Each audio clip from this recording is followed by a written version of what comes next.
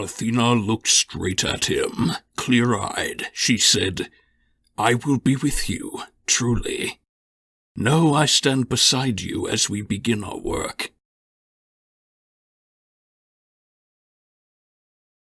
I do believe the suitors who devour your livelihood will spatter your broad floors with blood and brains.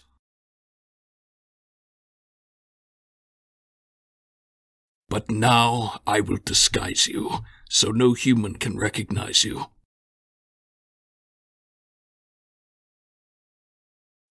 I will shrivel up the fine skin of your supple arms and legs, ruin your hair and dress you in rags, so everyone will shudder seeing you. And I will cloud your eyes to make you seem ugly to all the suitors, and your wife and to the son you left at home.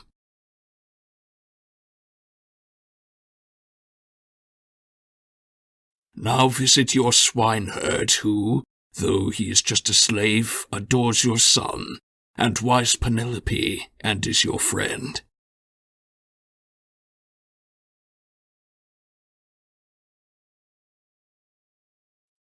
Go look for him. Stay there and sit with him, and ask him everything, and I will go to Sparta, where the girls are beautiful, to fetch Telemachus, the boy you love. He went to Menelaus to find out if you are still alive.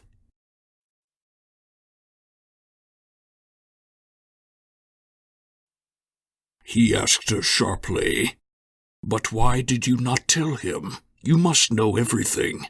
Did you want him suffering like me, lost out at sea while others eat his whole inheritance?"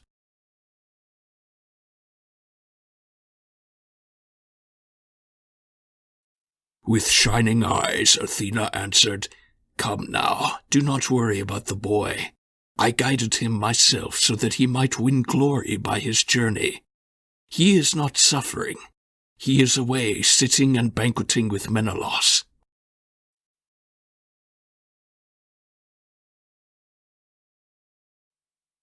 The suitors do indeed desire to kill him, and wait an ambush for him in their ship, but they will not succeed, I think. The earth will cover one or more of those who eat your property.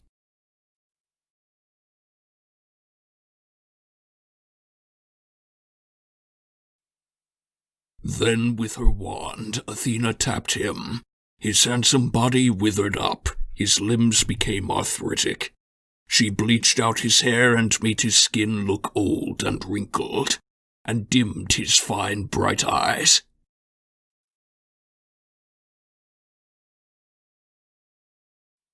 She turned his clothes into a tattered cloak and ragged tunic, dirty with soot. She then wrapped around his shoulders a massive leather deerskin, and she gave him a threadbare satchel and walking stick. Their plans were set, and so they parted. She went off to Sparta to fetch Telemachus.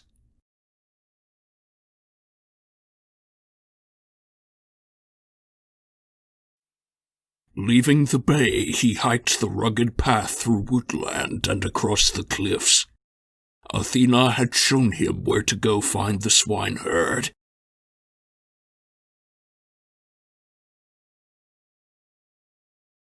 Of all those in Odysseus' household, this noble slave cared most about preserving the master's property. Odysseus found him as he was sitting out on his porch.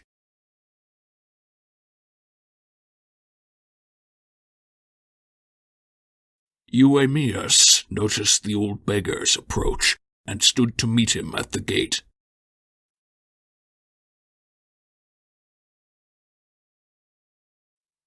"Well now, follow me, old man. Fill up on food and wine, then tell me where you come from, and the troubles you have borne."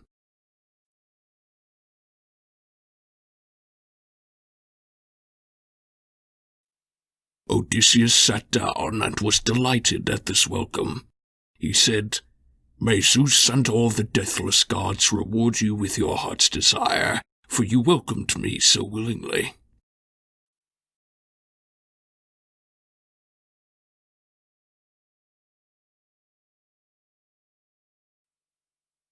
"And you, Euamius," answered. "One must honor guests and foreigners and strangers, even those much poorer than oneself. Zeus watches over beggars and guests and strangers. What I have to give is small, but I will give it gladly. Life is like this for slaves. We live in fear when younger men have power over us. My real lord is kept from home by gods. He must be dead by now."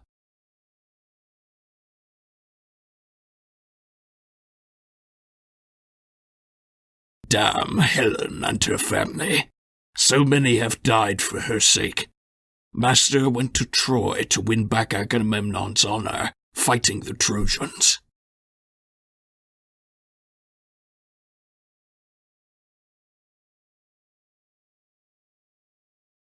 Odysseus replied, "Friend, who bought you? This rich noble man that you describe, who is he?"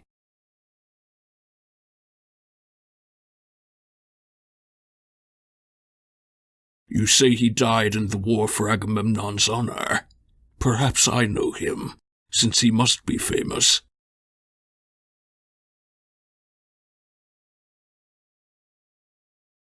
"Zeus and the other gods will be aware if I have seen him and can bring you news. He traveled widely."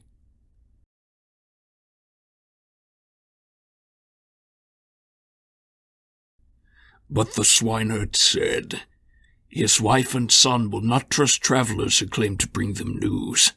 Tramps always lie to get a meal. They have no cause to tell the truth."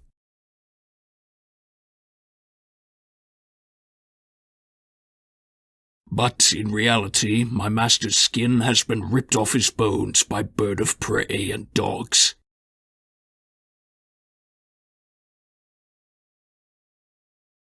"His life is gone.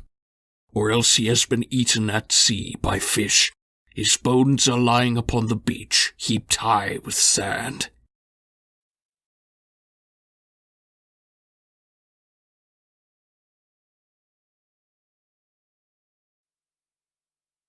Odysseus was self-restrained. He said, "My friend, you are so adamant, insisting that he will not come back. You have no faith."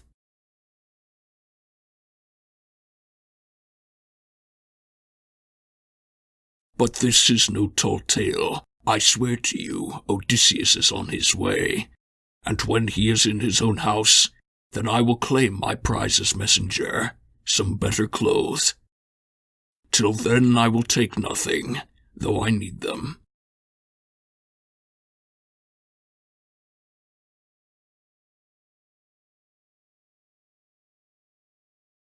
"All this will turn out as I say now. Odysseus will come within the very cycle of the moon. Between the waning and the waxing time, he will come home and pay back all those here who disrespect his wife and noble son."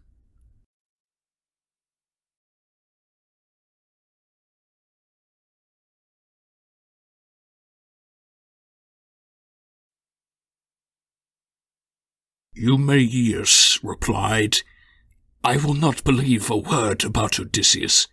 Why did you stoop to tell those silly lies? I know of my master's homecoming."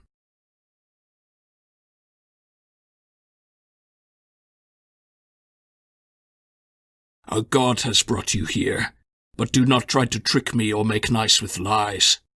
I will be kind to you, old man, not for your stories, but in fear of Zeus, the god of strangers, and because I feel pity for you."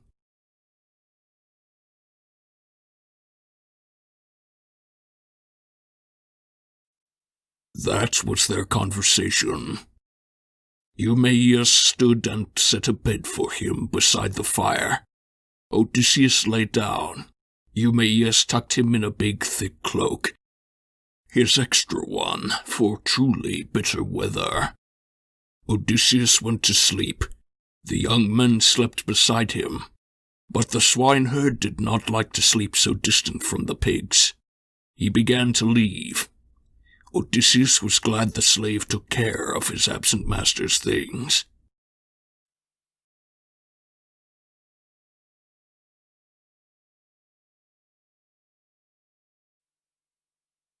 Athena went to Sparta to ensure the safe return of Prince Telemachus.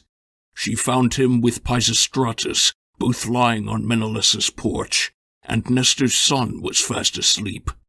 But no sweet slumber held Telemachus. His worries for his father kept him awake all through God-given night. Owl-eyed Athena stood by him and said,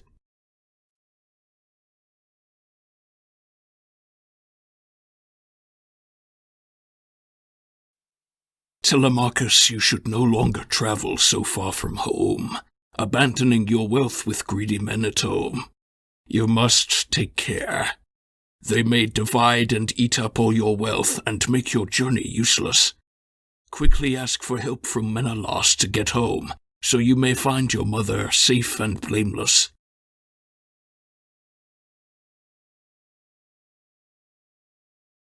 Her father and her brothers are already telling her she should wed Eurymachus. I have more news. Take note. There is a gang of suitors lurking in the stream between Eurymachus and rocky Same, who have plans to kill you on your journey home. But I suspect that some of those who waste your wealth will soon be lying under earth.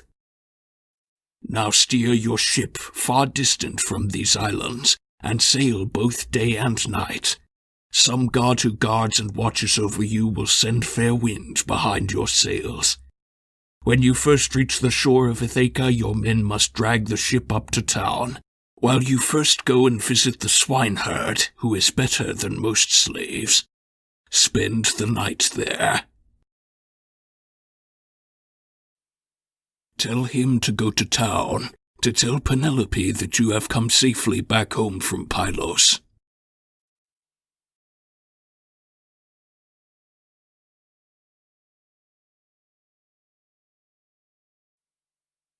With these words, the goddess went back up to Mount Olympus.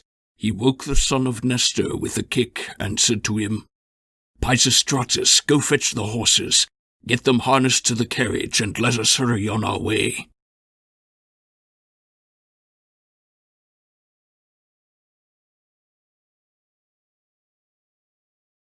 The young men swiftly packed the treasures given them into the carriage, yoked the horses, and departed. Soon they arrived at the ship and shore beside the sea.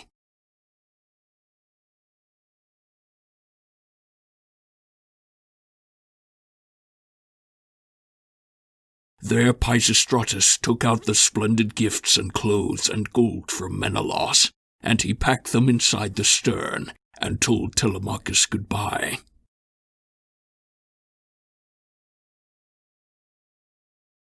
With that she spurred the horses.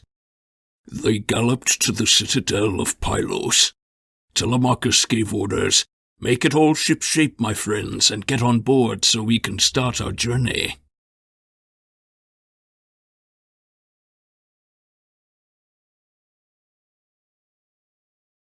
Quickly they obeyed, and sat along the benches. Sharp-eyed Athena sent fair wind that gusted, a wild explosive breath through the bright clear sky, and the ship then began to race across the sea.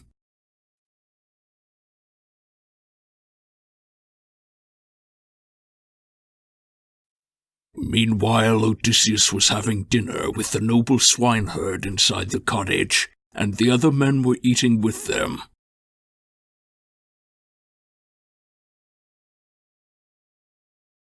After they were done, Odysseus began to ask questions of the swineherd and his life, which the swineherd told him all about.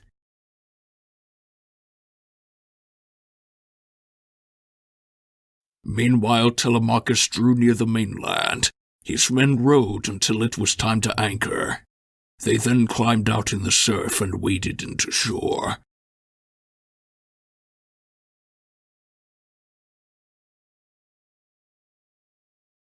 There they made dinner, mixing bright red wine. When they had enough to eat and drink, the boy said sensibly, "You all should drag the ship towards the town, while I go visit the herdsmen in the fields of my estate. Then I will come to town at evening time. At dawn I will provide a feast for you of meat and wine."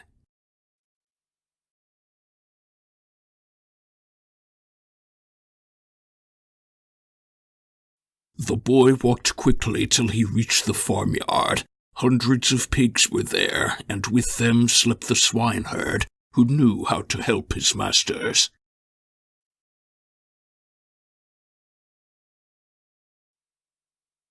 At dawn the swineherd and Odysseus made breakfast, lit the fire, and sent the herdsmen out with the pigs that they rounded up.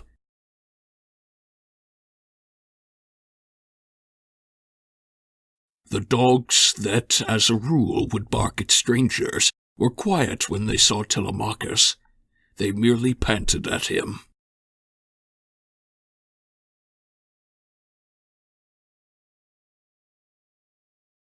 When Odysseus saw how they acted and heard footsteps coming, he said, "Eumaeus, someone must be coming, a friend or someone you know, for the dogs are friendly, with no barking.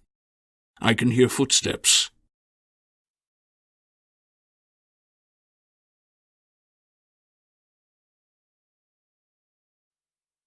He hardly finished when his son, his own dear son, was there inside the gate.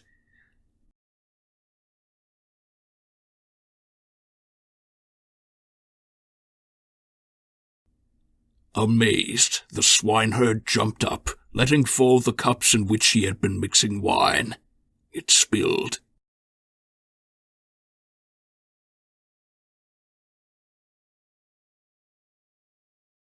He ran towards his master, kissed his face and shining eyes and both his hands, and wept as if he were returning from the dead. With tears still in his eyes, he said,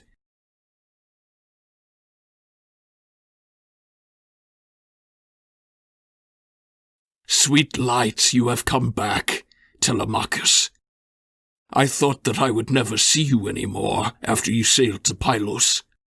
My dear child, come in. Let me enjoy the sight of you now that you are back. Come in, come in."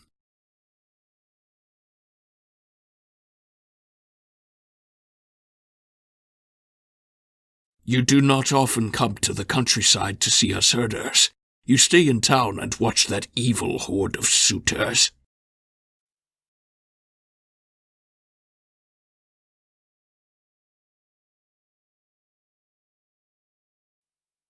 And Telemachus replied warily, "Grandpa, yes, I will come in.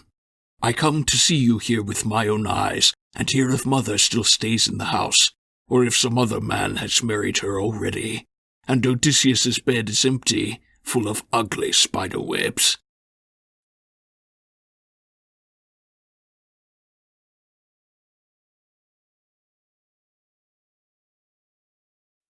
The swineherd, the commander, said, "Indeed, her heart is loyal. She's in your house weeping by night and sad by day."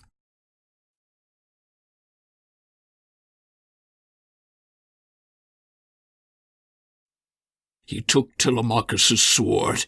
The boy came in, crossing the stony threshold, and his father offered his seat.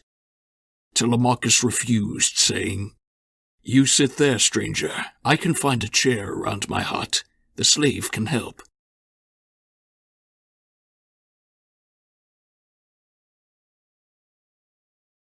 Odysseus went back and sat back down. The swineherd spread fresh brushwood and a fleece on top, so that Telemachus could sit.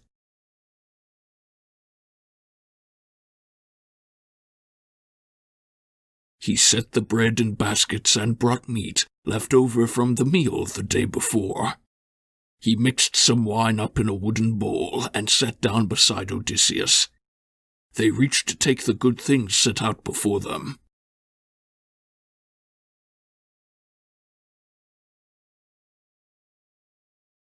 When they were satisfied, Telemachus turned to the noble swineherd.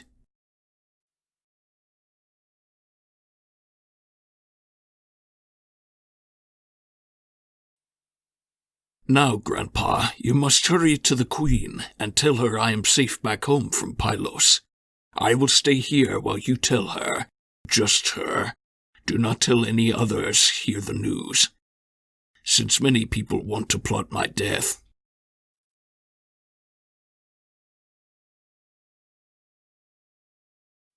At that, the swineherd tied his sandals on and started off towards the town. Athena noticed him leaving from the yard and stood beside him as a woman, tall and skillful and beautiful. Odysseus could see her standing beside the entrance to the cottage, but Telemachus could not. The gods are not equally visible to everyone.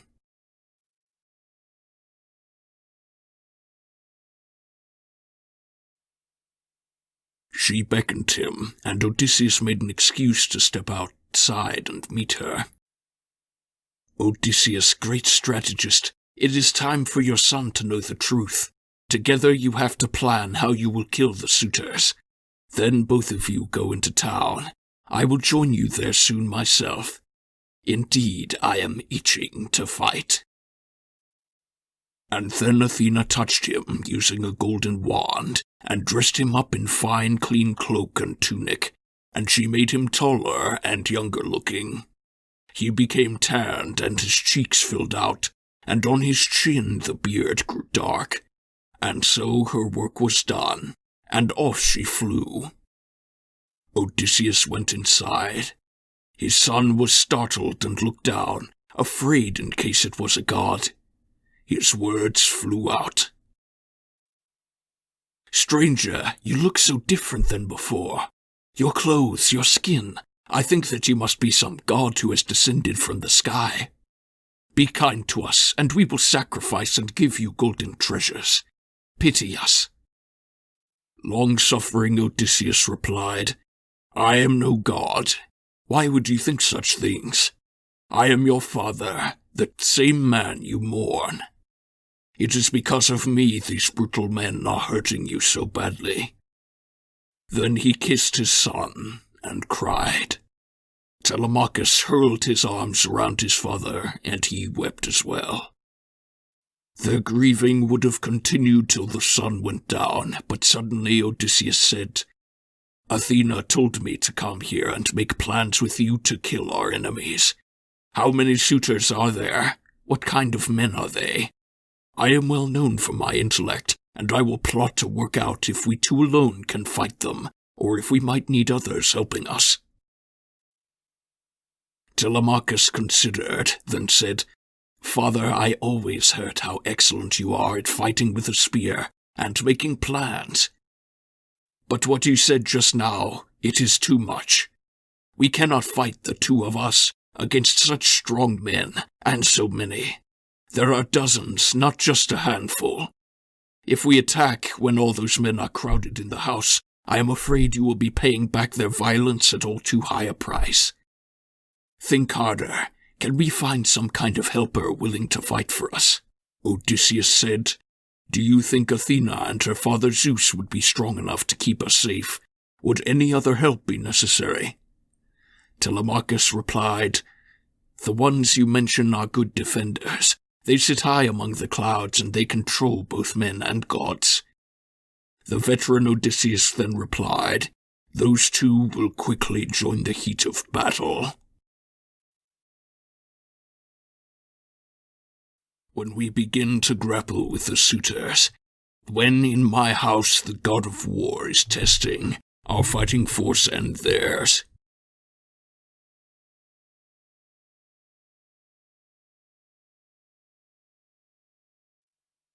go back at dawn and join those overconfident young men. I will follow, the swineherd will lead me. Politely tell them they should stop this folly. They will ignore you. Truly now their day of doom is near at hand. Now listen hard. If you are my true son, of my own blood, let no one know that I am in the house. Laertes and the swineherd must not know, nor any of the slave girls, and not even Penelope.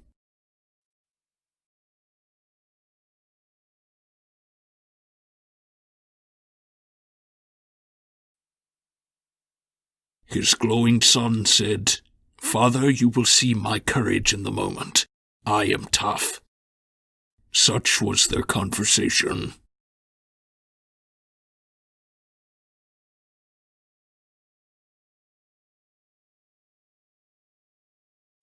Meanwhile, in the house of Odysseus, Penelope decided she must show herself to these ungentlemanly suitors, since she had found out about the plot to kill her son.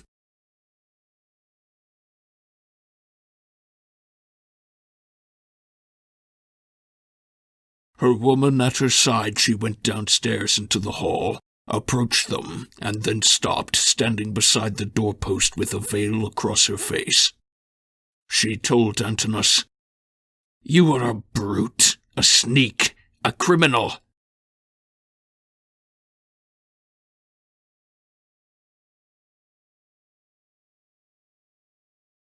"The people say you are the smartest boy of all those your own age on Athena.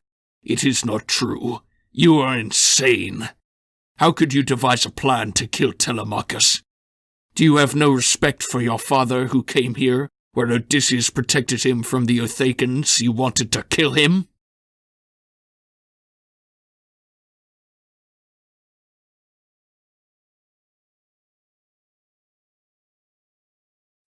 "Now you consume your benefactor's wealth, and court his wife, and try to kill his son, and you are hurting me. I tell you, stop, and make the other suitors stop as well."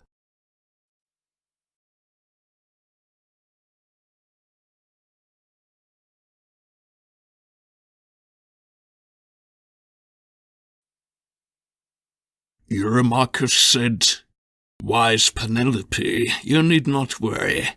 Put this from your mind. No man will ever hurt your boy while I am still alive upon this earth."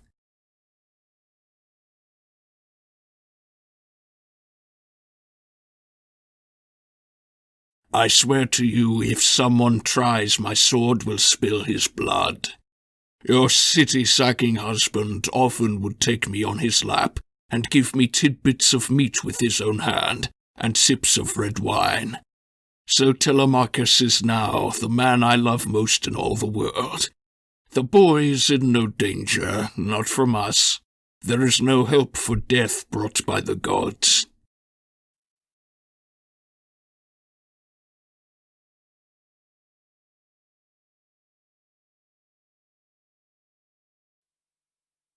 He spoke to mollify her. All the while he was devising his plans to kill her son. She went up to her light and airy bedroom and wept for dear Odysseus, her husband, until Athena gave her eyes sweet sleep.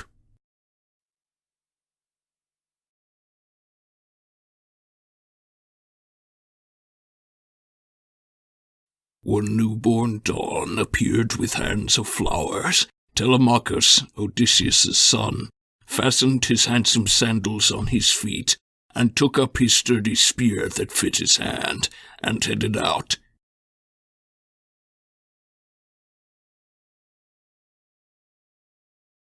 And when he reached the royal house, he propped his spear against a pillar and went in across the stony threshold.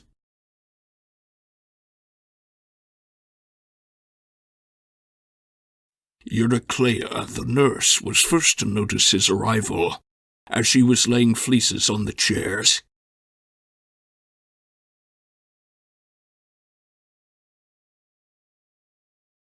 Weeping, she rushed at him. The other women owned by strong-willed Odysseus assembled and kissed Telemachus' head and shoulders to welcome him.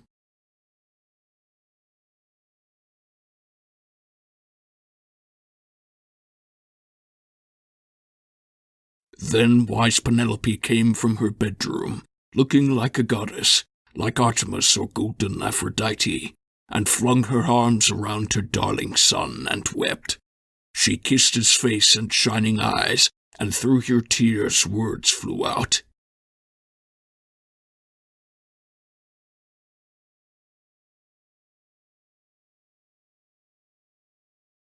"You came, Telemachus, sweet light.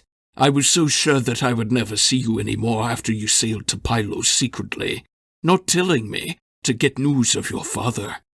Tell me, what have you seen?"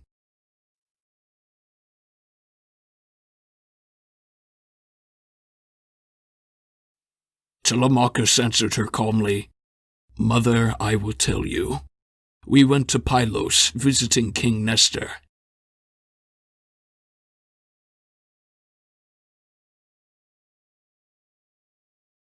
He made me very welcome in his palace, under his roof, as if I were his son, returning after many years away.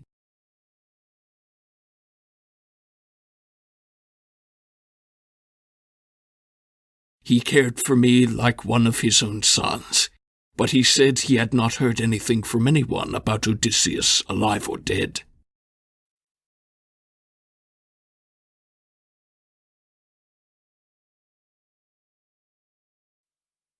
He sent me on with horses and carriage to the son of Atreus, great General Menelaus.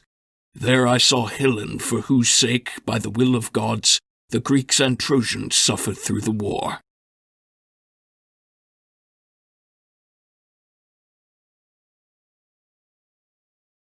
When Menelaus asked why I had come to glorious Sparta, I told him the truth, in detail, and he said, "I will answer your questions frankly, and tell what I learned from the old sea god who can tell no lies."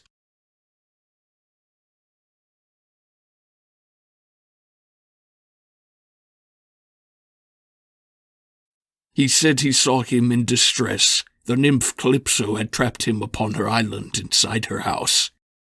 He cannot come back home to his own country, since he has no fleet or crew to row across the seas brought back.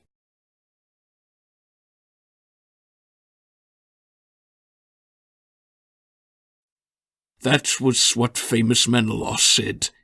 My tasks accomplished, I sailed off. The gods gave me fair wind, which swiftly brought me home.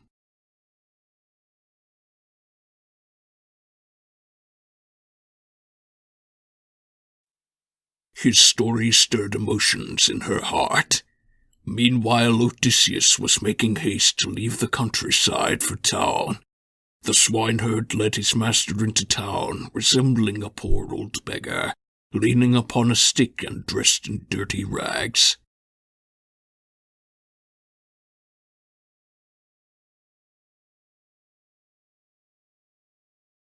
Telemachus first saw the swineherd coming. He gave a nod to tell him to come over. Glancing round, Eumaeus saw the stool used by the boy who carved the suitor's meat. He picked it up and set it down beside Telemachus's table.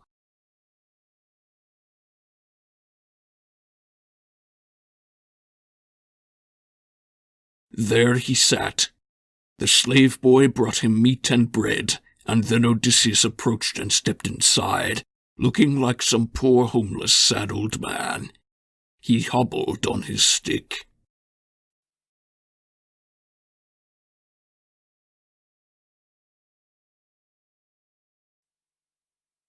Antinous began to scold the swineherd. "Pigman, you famous idiot! Why did you bring this man here?"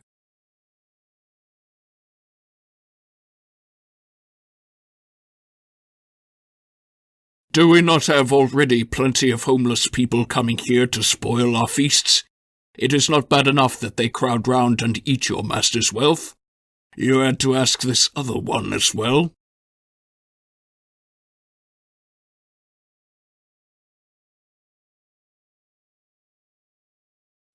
"Eumaeus," you replied.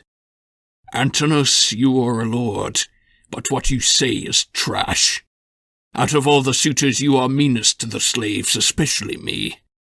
But if the prudent queen and godlike prince still live here in this house, I do not mind."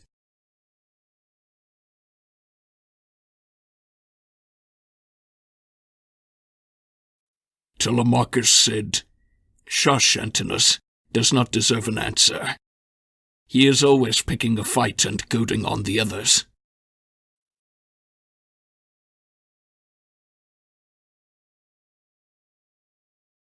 Then turning to Antinous he said, "You care for me so nicely, like a father.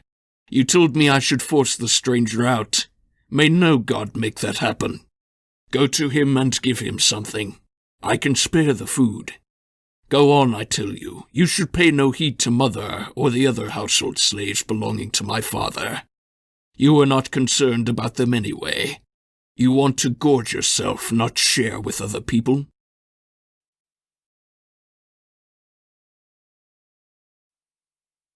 Antinous replied, You little show-off.